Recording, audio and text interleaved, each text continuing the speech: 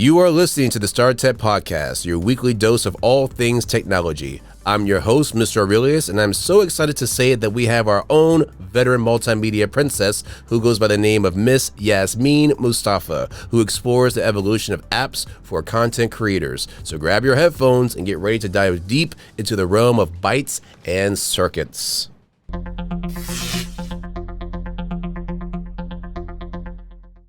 Good day, everyone. I'm here with Miss Yasmine Mustafa. Someone who's been working at Khaleej Times for nearly 2 years, and she's also considered to be a veteran multimedia princess and a lovely person. Miss Yasmine, how are you? I'm great. I love that title. Thank you so much. Thank you. So, Miss Yasmine, I want to ask, is there a brand that you think that are like doing amazing things or doing content creation right, by any chance?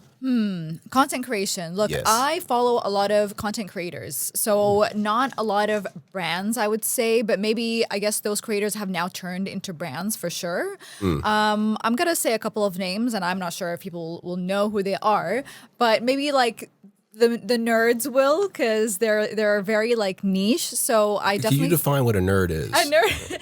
Because I know Nerd, Pharrell, like the Pharrell Williams band. You talking about that type of nerd, or you're talking about like a real but I nerd? do like that band. Oh, okay. No, but I'm talking about the people who are like super into like multimedia and everything because they're gonna know who I'm talking about. I think so. Daniel Schiffer is one of them. Okay. Daniel Schiffer, he's a content creator. He's from Canada, I think, but he's basically like introduced a lot of editing trends. And I remember before all the vertical stuff came out, he was doing a lot of these like just like funky B-rolls, and he taught a lot of people online how to create videos and how to edit. So he was basically like after Peter McKinnon, who's also another like video kind of veteran. He kind of followed in his footsteps, I would say, and I think appealed to maybe the younger generation and created a lot of content. So that's on YouTube. And then on Instagram, I've come across a couple of really good accounts. Like there's Millie World. I'm not sure if they're based in UAE, but they have, I'm really interested in like Arabic retro aesthetic. Millie World, was she like a news? No, but it's like a, I think it's a magazine. Oh, okay. Yeah. I think it's a magazine, online magazine from, yeah, and they have a website. So I've seen them on Instagram. I see their like they have like articles and pictures and everything on like a separate website. So Millie World's one of them. I like Ali Shaban, he's a creative director, and he has a really good like page, which also has that like Middle Eastern retro aesthetic. So those are like, yeah, I feel like I follow more content creators, like individuals who have made their own personal brands rather than like big brands. Oh, all right. Interesting. I just don't scroll enough and I don't see. I've got things to do, okay? Fair enough. So, Miss Yasmine, what apps also excite you? Like, what apps are like really doing cool things right now? Ooh, okay. So I really like my biggest like editing secret is there's this app called Vidyo, vidyo, which is basically it takes like large videos and basically repurposes them into small clips and chapters, and so that you don't have to like really do the editing, but you have to create like your own edit first and then it kind of repurposes it. So that's one. Another app that I really like is CapCut, because it's like an editing tool and it has, auto captions and all that. It's really, really helpful. I like Big View. Big View is like basically where you can, what's it called? Teleprompter. So that's how I started like using teleprompters when I was like kind of talking to my phone. Like I can actually, I only use it when I really need stuff that's like very factual and I need to like be precise with what I'm saying. Right. Otherwise I don't use it. But I think it's like a really good kind of app to use if you're wanting to get into making content. Or politicians. And you don't want to say the wrong thing. Yes. So, Miss Yasmine, you said that there's an app called Vidyo, but it spells VIDYO. Yeah. So what is up with apps and technicians copying rappers and rock musicians? Like, for instance, Linkin Park is not Abraham Lincoln spelling. It's Linkin, or Limp Bizkit, but it's spelled in a different way. Or even rappers. Like, but do you think then LinkedIn got the inspiration from Linkin Park because it's spelled the same? Yeah, that's a very good point. In the end. Okay, yeah. All right. So do you think it's crazy that we used to think that filters on photos was revolutionary now? With AI, we can design and bring full characters to life. Do you think this is going to be long term as well, or do you think this is going to be short term, like 3D movies? Every now and then it comes and goes and comes and goes. We think that the movie Avatar in 2009 was going to bring back 3D movies, but it was going to be permanent. Yeah. And guess what? It went away again. Or the Pinocchio movies. They think Pinocchio would be a hit, but they keep on releasing a Pinocchio movie every 5 years. Look, I think it's going to be a cycle. I think it's definitely going to be what you just said. So basically, people are now obviously very into like avatars and filters and things you can put on your face and 3D and metaverse and, just using like different kind of facades for creating different characters, let's say, like just being creative with it. But I feel like there's going to come a point where people are going to miss the old school kind of, let's just, be real and not have filters and kind of go back to that, because I feel like people are going to miss the authenticity, and I feel like people are going to miss like just looking real, because even now I see it on TikTok, a lot of girls do the whole like, here's me with a filter and here's me with acne, or like here's me with a filter, and like it's like it'll be the same girl and it'll be like just showing herself with a filter and without a filter. Right. And I feel like people respond really well to like showing the real you and showing the real thing versus being super like unflawed. So you mean like the before and after clips back in the day? Before and after. Look, I don't know if people are gonna not use filters anymore. Like, I don't know which kind of filters do you mean? Do you mean like on TikTok, like for like visual stuff? So for instance, like I used to like interview fashion models, and a lot of them, like before I like release like their interview or like a photograph with them, they always tell me the same thing. Like they want to edit it themselves, so they use filters to like make themselves, I don't know, more beautiful. I guess they're already beautiful, but to make themselves even more beautiful with no, like you said, no acne at all, just pure, like just a pure genuine face. Unattainably beautiful. Beautiful. Thank you. Yeah. Yes, in that aspect. Okay, yeah. So I think it's gonna go back and forth. Definitely, I think people are gonna go through this phase where they're gonna be like, I'm kind of done with it, and then might come back and be like, no, actually, I enjoy it. Or it can just also be, it's kind of like a choice now. People are just like, at least they'll have the option to do it. But I think people can tell. Like whenever I see anyone with a filter, I know they have a filter on, and I think most people do. Girls do. Well, there was like one YouTube video. I don't know if it was real or not. There was a guy who was like, there was a band or a duo called Daft Punk. Yeah.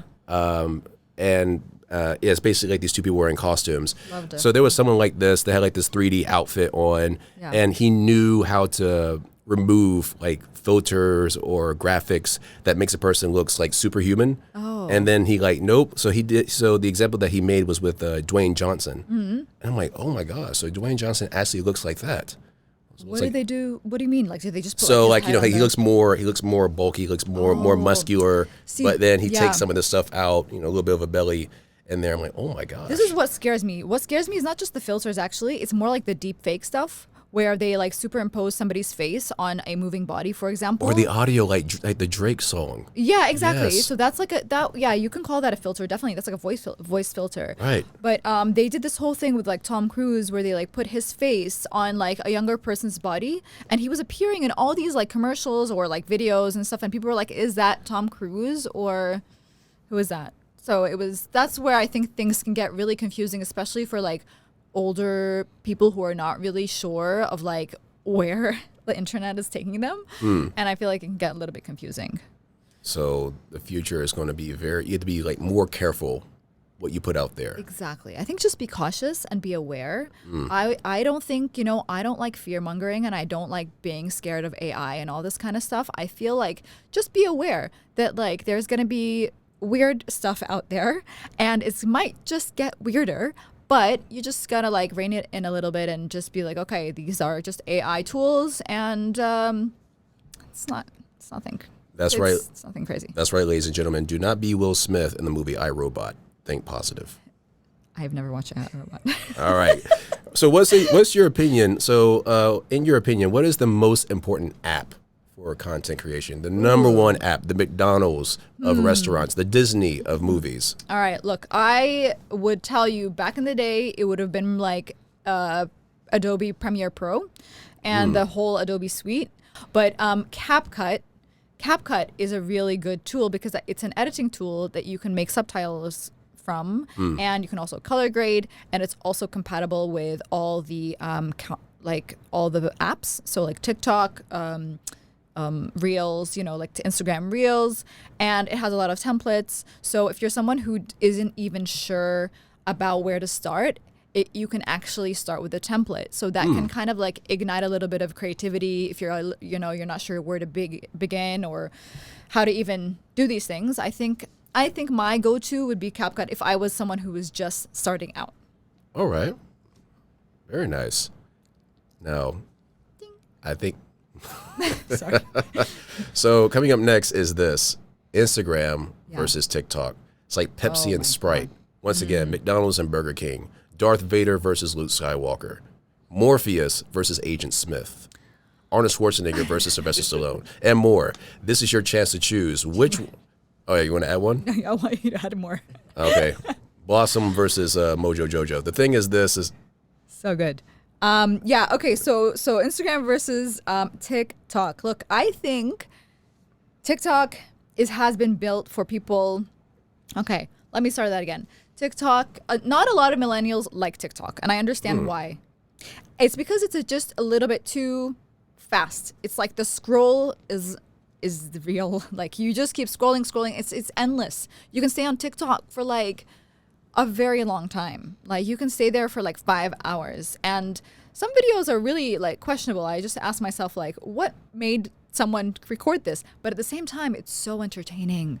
So I really, really think it works for like Gen Z. And I think Instagram, because Instagram came out, I think 2006? I'm not sure. I don't know the exact date, the exact year. But it came out when millennials were still like, I think in their late 20s or like mid 20s.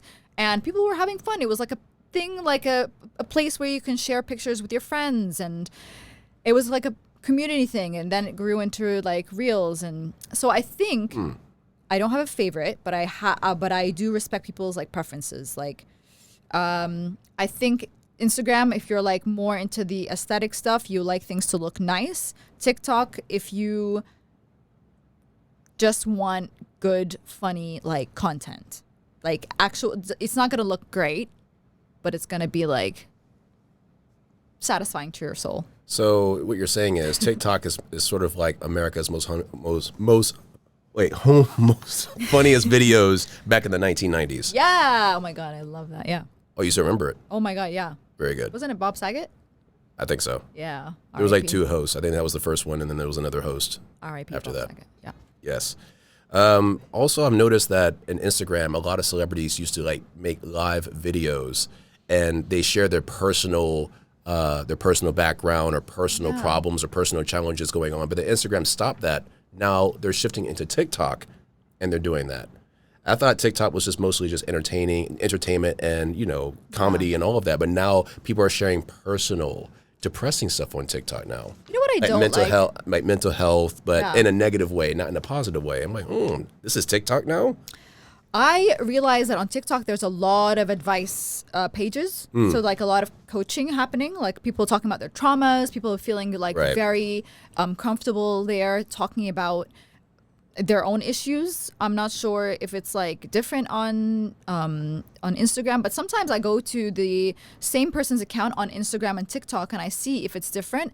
And sometimes it is. Sometimes they just put pictures on their Instagram accounts and they don't put all their videos, because TikTok is primarily for video. Right. So they put all their videos there, which is fair enough. Okay. It's a Can good I strategy. say, I don't really like lives. I'm just putting it out there. Can you please explain? Huh? Can you please explain? So you like pre-recorded content, not live. I don't want to wait for the person to sit and think about what they're going to say. I just don't have the patience, I think. I feel like, just gather your thoughts, make a nice video, and then I'll watch it. Except if it's news. Yes. There's like a warfare going on. You have to catch. If you capture it live, it's more entertaining. I miss news. Like I miss like watching TV when there's like with like a news channel. Yeah. When if Jerry Springer was live? That'd be very Ooh, interesting. Jerry Springer, yeah. So covering the trends. Now, we know there's a lot of trends. If you want to be popular in any type of social media, you have to follow a trend. That's just the way it is. I think last year was all about choreography and doing some weird dances. Yeah. The year before that is what type of pet that you have, a cat or a dog. So many cat videos. Yes. And before that, your own children, your own family. Yes. There's a lot. But right now, I don't know. What's next? Look, I think what I'm seeing is a lot of like vulnerability online. So a lot of people talking about like what I just said before, like their traumas, and also like turning that into kind of advice and coaching online, which is great because then you can just like find, what you're looking for not too far away from your like hand. You're just kind of like scrolling. You can just find something that you need. Like I follow this guy. He's a lawyer, but he calls himself an argument coach. So he basically teaches you how to argue in a very like positive, like nice, communicative way. Like, and I feel like people are starting to add value in their industries in that kind of style. I think that's what's trending now. Like, giving free advice, giving free coaching, putting all their information out there and not being stingy about it, which is great. So being distracting is no longer entertaining. You have to have some sort of intellect. Look, I think each person has their preference. Like I feel like sometimes I can go into like a wormhole of like people just giving advice, and I can watch like 2-3 minute videos and I'm fine. Sometimes I'm not in the mood and I just want to like to watch something funny and I just want to like be entertained. And I think people have different attention spans. So I think it really does depend on what kind of person you are. What about reaction videos and commentators? Like people watch a video and while the video is playing, you hear a narrator in the background talking about the review of the video clip. Is that still popular, or do you think that's so last year? Not so much, but what I see people doing is like reviewing old movies and videos now. So like actual movies. So like, I don't know if you're like Seventh Heaven, like those old movies like I remember Beethoven, the soundtrack. I don't know. Dawson's Creek, Smallville. Exactly. All those like millennial like things that we grew up with. If you like lived in the West or whatever, if you just watch Western media, like people are doing the reviews and I'm loving that. But I don't think like reviewing other people's reaction videos, I haven't seen them as much as I used to before. I think people are just kind of not. And I've also noticed something else. There's another trend I'm surprised that's becoming a little bit outdated. Music videos. Music videos, yeah. You think what do you think is happening now? That's a very good question. Okay, I am not sure. I love like when I go back home, I turn on my TV and then I put on YouTube and I'll go to a song that I like or a playlist and I sometimes like have the music video playing and then it'll just continue to the next one so I don't have to like, it's like a playlist basically. What I realized is that there's a lot of people recording live stuff. So like, they're in the studio and they're recording it live. I don't know, maybe that just like it's appealing to the audience that like wants to see people in their like natural habitat and not nothing too glossed over, like glossy kind of thing. Right. Maybe that's what's happening, but yeah, I don't know. I love music videos. I used to record them when I was young. Oh, I used to actually record music videos on TV, like press the record button and then rewatch them later. All right. So, how can someone make money using artificial intelligence? All right, look, so AI can help you up to a certain point. And I know that a lot of people are going to ChatGPT and asking them so many questions on how to make money, on how to, give me the best title, give me the best, video script for my video to go viral, et cetera, et cetera, et cetera. However, I really feel like it just depends on the content, on the quality of the content that you've produced. Like you need to have the ingredients to like, you need to have like all the good ingredients for one good video. So you can't like, you can't just, it's not going to make you money from just asking it to make you money. It's going to have to be something that A, an audience wants, B, it's going to be something that is of quality, and C, it's not going to look like it's regurgitated stuff. Right. And people can tell when it looks like very AI, or like when the words are very like generic. So I think just use AI as a tool, but don't depend on it completely. So my last question is this, because you brought up something, you actually made a good point. Do you think people, because we notice that attention span is decreasing more and more and more. Do you think, because think about it, there are people like Amish that are living in the United States. They don't use any technology. Do you think people are going to become Luddites? In other words, people who are against technology. There's going to reach a point where being a Luddite will be popular for a while. Yeah. Do you think that might happen? Because I have a feeling that people are always talking about mental health, and some people are blaming technology. And I think people are like, you know what? I'm done. No more internet. No more iPhones. No more iPads. Yep. I'm just going to 100%, because I realized, because I realized yesterday I was searching something, and what popped up the most as the most search keyword is social media addiction. And I feel like people are suffering from it, and I feel like attention spans are going down, and it's going to affect people mentally. Like, it is affecting people mentally. Let's just put it out there. Everyone's affected by it, but to the extent of like, what is the extent? That's just like, we're going to have to see what happens in the next couple of years. But I do think there are going to people who are just going to drop off not the face of the earth, but like they're just going to be like, we don't want to be using social media anymore, and it's not healthy for us. I don't know if I'll ever get there because I'm in the like content creation industry, but at the same time, I think if you need to do that, then do it. And I feel like you have to kind of watch yourself. If it's like you feel like it's affecting you, then definitely take a step towards making yourself, taking care of yourself with that. And how can people contact you if they want to like ask you more questions about our topic that we just shared today? I'm on Yazzie_TV on Instagram, and I'm also on the Pulp Podcast, which is my own podcast, and I'm also on Khaleej Times. Excellent. Yeah. Well, Miss Yasmine, thank you so much for being part of the show. Thank you so much. I realized this was great. I loved it. And hope people enjoy this. And sugar and spice and everything nice. That ingredient that you shared. Thank you. All right. Thank you so much, Miss Yasmine, for being a part of our show. And not only that, you have great expertise and wisdom of apps and also content creation. So thank you again. Also, my name is Mr. Aurelius here at the Startech Podcast in Khaleej Times, promoted every single Friday weekly. We are promoted on Spotify, Google, Apple, and YouTube. Eid Mubarak. Happy holidays.